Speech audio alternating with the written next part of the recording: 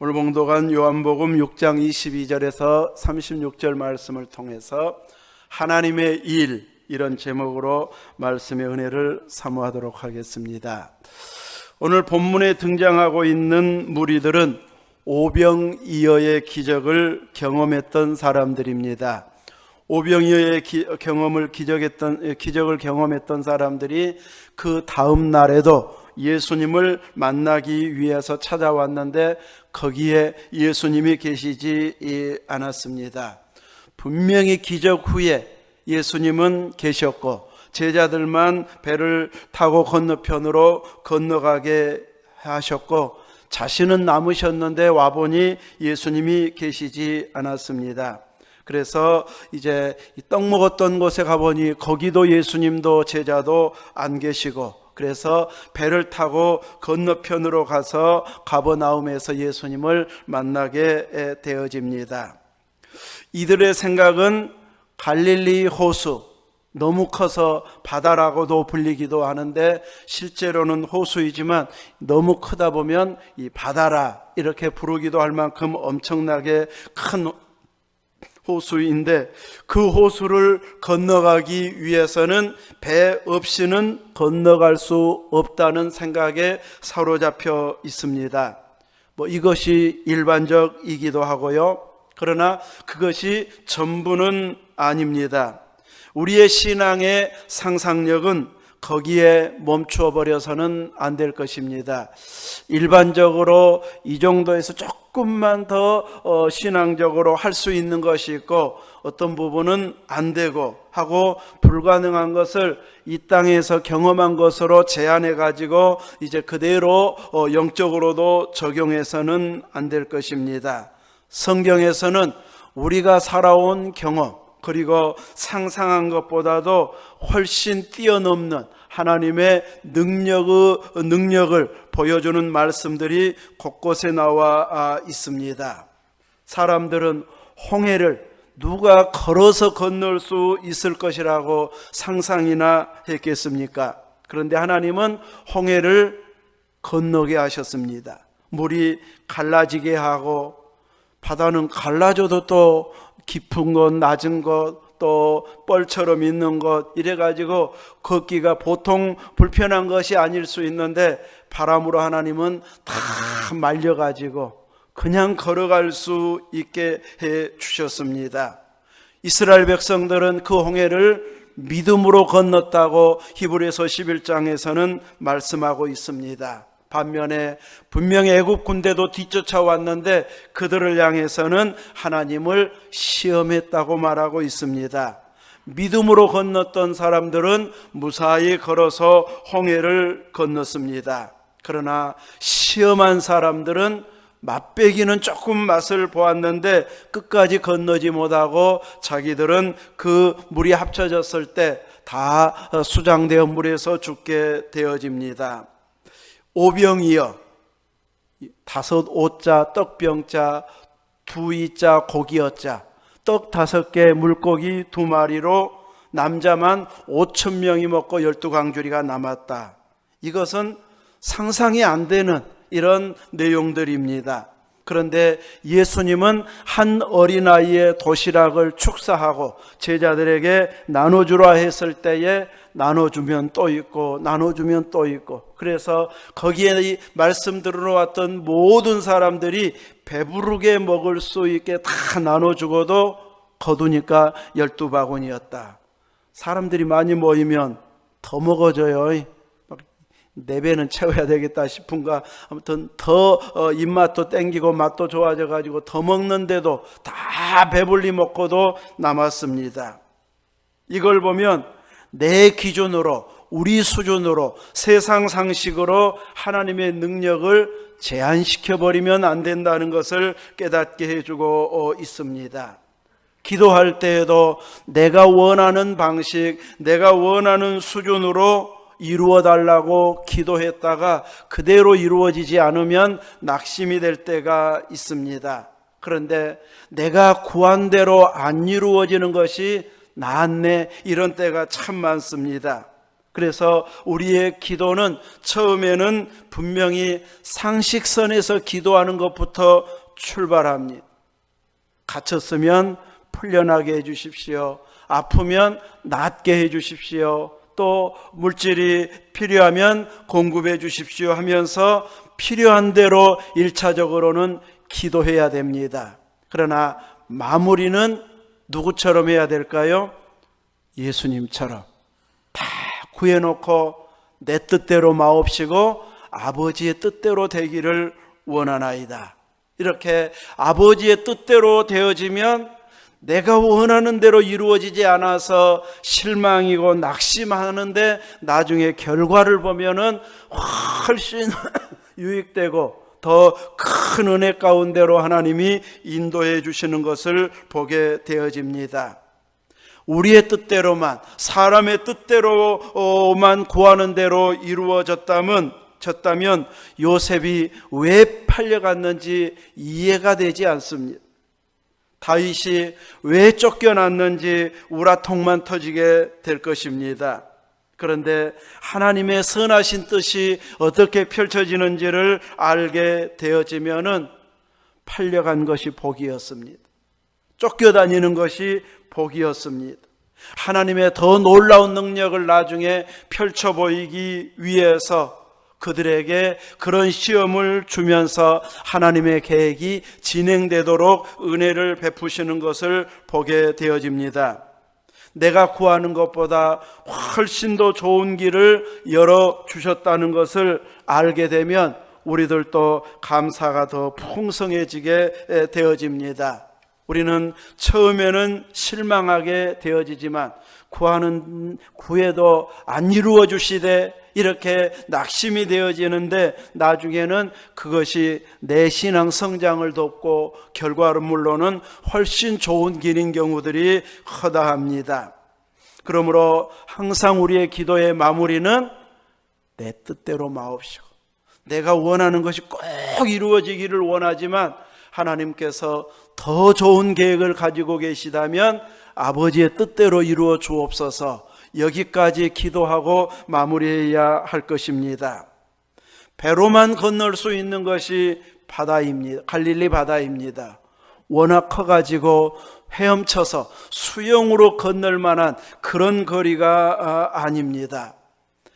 예수님을 찾아왔던 사람들이 보니 배가 어제 남아있던 그대로 남아있기 때문에 예수님은 그곳에 계셔야 맞습니다.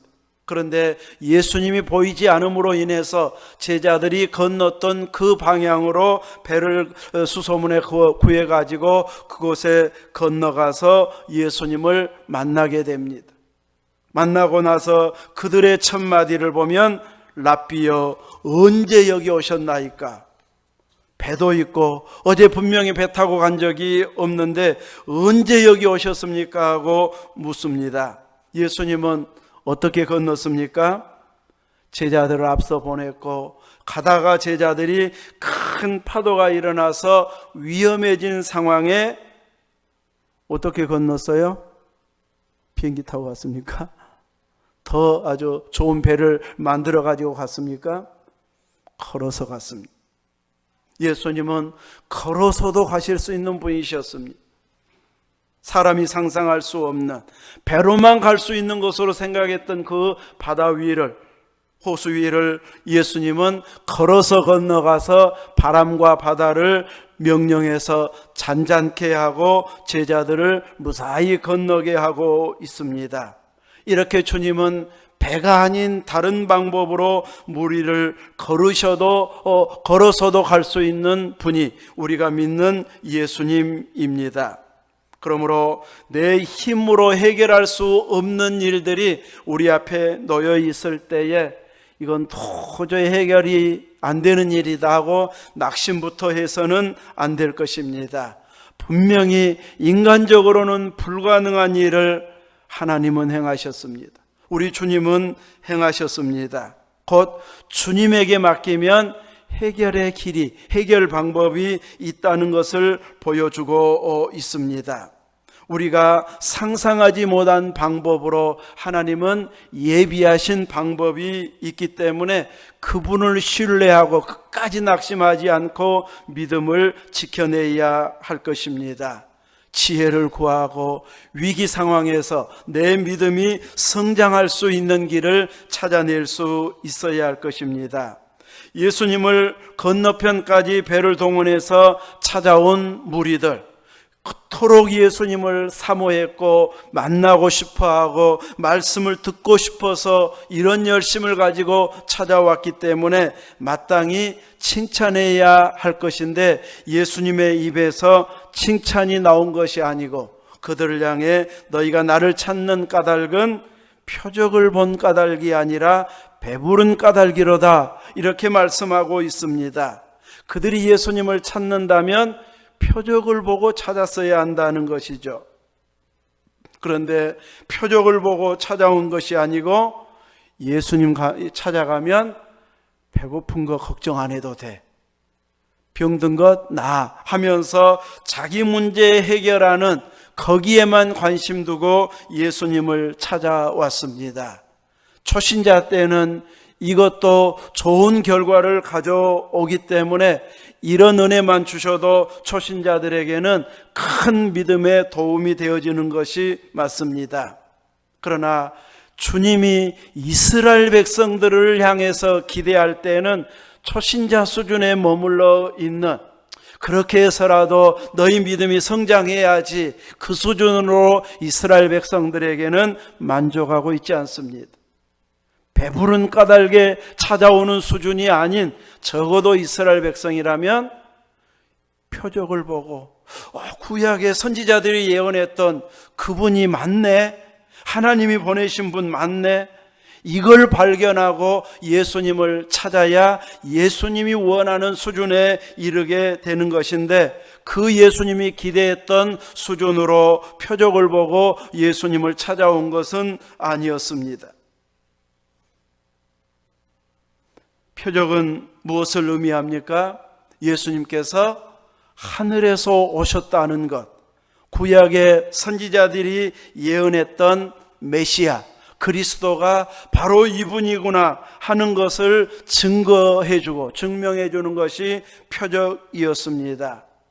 그래서 예수님께서 표적을 구했을 때에 얼마든지 그분의 능력으로는 십자가에 달렸다가 내려와 버릴 수도 있습니다. 자꾸 예수님을 쫓아다니면서 표적을 보여달라고 하는 사람들에게 야, 갈릴리로 가자, 혹은 요파 항구로 가자 해가지고 물 위로 막 걸어다니고 뛰어다니면서 인자 믿겠냐? 이렇게 보여줄 수 있는 능력이 예수님에게는 충분히 있습니다. 그런데 예수님은 그걸 보여주시지 않습니다. 이미 병자를 고치고 나병을 고치고 안진뱅이를 고친 그것을 보고 있는 그대로 말해라, 세례 요한의 제자들에게도 그렇게 이야기하잖아요. 그 말만 해도 그들은 구약을 알기 때문에, 이사야의 예언을 알기 때문에 그분 맞네, 그것을 말귀를 알아들을 사람이기 때문에 예수님의 제자들을 향해서는 너희가 본 그대로 가서 전해라, 안진뱅이가 걷는다고 해라, 이렇게만 말해도 세례 요한은 알아들을 만하니까 그렇게 전달하게 하고 있습니다. 그러나 바리새인이나 서기관들은 이제 그것 말고 자기들이 보는 데서 직접 또 한 번 해달라, 이렇게 요구했기 때문에 그들을 주님은 책망했습니다. 보여주었다 하더라도 또 안 믿고 다른 사람 보내면 자기들 눈앞에서 또 보여달라고 계속해서 요구만 했을 것입니다. 예수님은 이렇게 찾아온 그들을 향해서 표적을 보고 찾아온 것이 아니라 떡을 먹고 배부른 까닭이라고 이야기하고 있습니다. 그런데 우리들의 수준은 어떠한가? 우리들은 표적을 보고 성경 말씀만 보고도 믿는가? 아니면 여기 예수님의 이적을 경험했던 사람들처럼 먹고 배부르면 예수님을 찾는 그 수준인가도 우리에게 적용해 보아야 할 것입니다. 주님이 이스라엘 백성들에게 기대했던 기대는 표적을 보고 선지자가 예언한 그분 맞네 하는 확신한 고백을 하기를 원했지만 거기에까지는 이르지 못했습니다. 오늘날 우리들에게 있어서도 말씀을 주셨음에도 불구하고 기적을 보아야 믿겠다든지 땅의 복만 추구하는 수준에 머물러 있다면 예수님 찾아왔던, 어떻게 여기 오셨습니까? 물어봤던 그들과 비슷한, 이런 더 나을 바가 없는 이런 수준의 신앙이라고 할 수 있을 것입니다. 처음 예수 믿을 때는 이런 증거들을 하나님께서 나타나게 할 때가 분명히 있습니다. 선교지에 초창기 예수 믿는 지역에는 훨씬 많은 이적들이 일어나게 하고 있습니다. 그러나 기간이 점점 오래가 되어지면 이제는 보고 믿는 믿음이 아닌 보지 않고 믿는 믿음, 말씀을 읽기만 하고 듣기만 해도 믿어지는 그 믿음의 수준을 요구하고 있습니다. 오늘 우리들의 기도도 땅의 복만 구하는 수준에서 멈추어서는 안 될 것입니다. 내가 아픈 건 낫고 자녀가 하는 사업이 잘 되고 교회 빈자리가 다 채워지고 여기에 기도만 멈추어 버리면 하나님께서 성숙한 신앙으로 이렇게 인정해 줄 수가 없습니다. 주님은 그런 방식으로 찾아온 자들에게 실망했다고 말씀은 하시지 않습니다. 단지 어떻게 살아야 할지를 가르쳐 주어서 더 성숙한 믿음이 되기를 말씀해 주면서 양식에는 썩을 양식이 있고 영생하도록 있는 양식이 있다고 찾아온 그들에게 말씀해 주고 있습니다. 우리는 썩는 양식을 위해서 일해야 될까요? 영생하도록 위해서 있는 양식을 위해서 일해야 될까요? 영생하도록. 그러나 또 썩는 양식을 위해서도 안 할 수는 없어요. 식량은 있어야 되니까. 그것을 위해서도 하기는 하되 그 일이 영생하도록 얻는 양식과 연결되도록 자꾸 믿음을 적용해서 하나님과 함께하는 일이 되어 영의 양식, 생명의 양식이 되는 데까지 나아가게 해야 할 것입니다. 사람들은 예수님에게 묻습니다. 우리가 어떻게 하여야 하나님의 일을 하오리까? 하나님의 일 하면 거창하게 생각합니다. 교회가 출발할 때에 시작했던 밭을 팔아가지고 헌금한 사람들처럼, 또 느헤미야 때 성벽을 쌓을 때 헌신했던 사람들, 성전 건축할 때 헌신했던 사람들처럼 남이 하기 어려운 일을 크게 하면은 대단한 일을 했다 하면서 세상의 기준이나 업적으로 끌어들여 가지고 교회 안에서도 하나님 일할 때도 그런 방식으로 큰 일을 하면 대단한 일 했다, 이렇게 금방 인정을 하는데 평범하게 예수님만 믿고 있으면은 하나님 일한 것으로 언뜻 생각이 들지 않습니다. 그런데 오늘 본문에 예수님 29절의 대답을 보면 하나님께서 보내신 이를 믿는 것이 하나님의 일이니라. 29절 앞에도 나와 있죠. 다시 읽어볼까요? 시작. 예수께서 대답하여 이르시되 하나님께서 보내신 이를 믿는 것이 하나님의 일이니라 하시니. 하나님께서 보내신 이가 누구였을까요? 예수님이었습니다. 그 예수님을 믿는 것이 하나님 일이라고 말합니다. 하나님의 일이 거창하게 어떤 업적을 남길 만한 일이 아니고 하나님 보내신 예수님을 믿는 것이 하나님의 일이고 그것보다 더 큰 일은 없습니다. 우리도 끊임없이 이 질문을 우리 자신들에게 해야 할 것입니다. 내가 그토록 피곤해 지칠 정도로 일하고 있는데 썩을 양식만을 위해서 일하고 있는가? 하나님의 일을 하고 있는가? 물어야 할 것입니다. 썩는 양식을 위해서 이 일을 안 할 수는 없는 것이 세상의 일이기 때문에 그 일을 하기는 하는데 영생하도록 얻는 양식이 되도록 하기 위해서는 주신 이도 하나님이십니다. 하면서 끊임없이 하나님의 일이 되도록, 주님과 함께하는 일이 되도록 구해야 할 것입니다. 우리는 금요 셀 예배 때 비가 오기를 위해서 합심 기도했습니다. 이미 일기예보상으로도 토요일 날 비가 온다고 예보 이미 했었습니다. 그래도 예보가 돼도 어떤 때는 오기도 하고 안 오기도 하고, 소낙비로 오다 보면은 어디는 더 오고 어디는 덜 오고. 근데 그 당시 예보상으로는 그렇게 많은 비는 오지 않을 것처럼 이렇게 예보가 된 상황에서 우리는 합심 기도했는데, 그 당시 그때까지의 예보보다는 어젯밤에 아무튼 우리가 다니엘 기도하면서 천장에서 비 오는 소리만 들어봐도 우리는 금방 어느 정도 양인지는 아니까 예보보다는, 그 다음에 예보가 또 바뀌어서 더 많이 온 걸로는 나왔는데, 그 우리가 기도할 때의 예보보다는 더 왔네. 그래서 하나님 앞에 비를 주셔서 감사합니다. 오후까지 하늘을 봐도 저거 비 올 구름은 아닌데, 바람은 보면 분명 비 올 바람인데 구름을 보면 비 올 구름은 아니고, 그래서 하나님 합심기도 했는데 우리 권사님들 그렇게 애타게 비를 기다리고 있는데 하나님 비 주셔야 됩니다 하고 이제 막 다니면서 기도했었는데, 이제 비가 올 때는 하나님 감사합니다, 기도 들어주셔서 감사합니다, 이렇게 어젯밤에 고백을 했었습니다. 하나님의 일이 되도록 하기 위해서는 비 와야 되는데, 비가 필요한데 그냥 이렇게 말하고 끝나버리면은 하나님의 일까지는 연결이 되지 않습니다.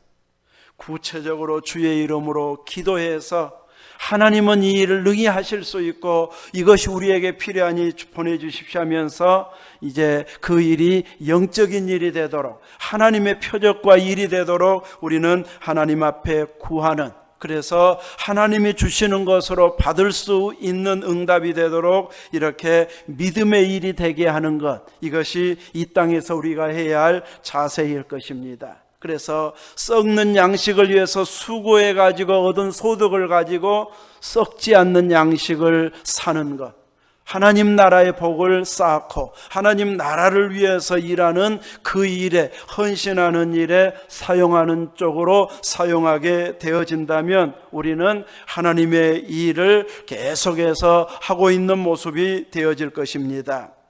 사람들은 또 묻습니다. 그러면 당신이 하나님으로부터 보냄받은 자라는 것을 표적을 통해서 보여달라고 말합니다. 빵을 주어도 어린아이가 도시락으로 가져왔던 그 도시락 하나로 5,000명이 먹었던 그 이적보다도 또 하늘에서 그것을 내리게 해가지고, 마치 이스라엘 백성들이 출애굽할 때 하늘에서 만나가 내려가지고 먹었던 것처럼 자기들도 그런 방식으로 한번 먹어봤으면 좋겠다 싶은 생각이 들었는지, 마치 우리 조상들은 하늘에서 내린 만나를 먹었나이다 이렇게 말한 거 보면 한번 하늘에서 빵이 내리게 해주십시오, 꼭 그 말 같잖아요.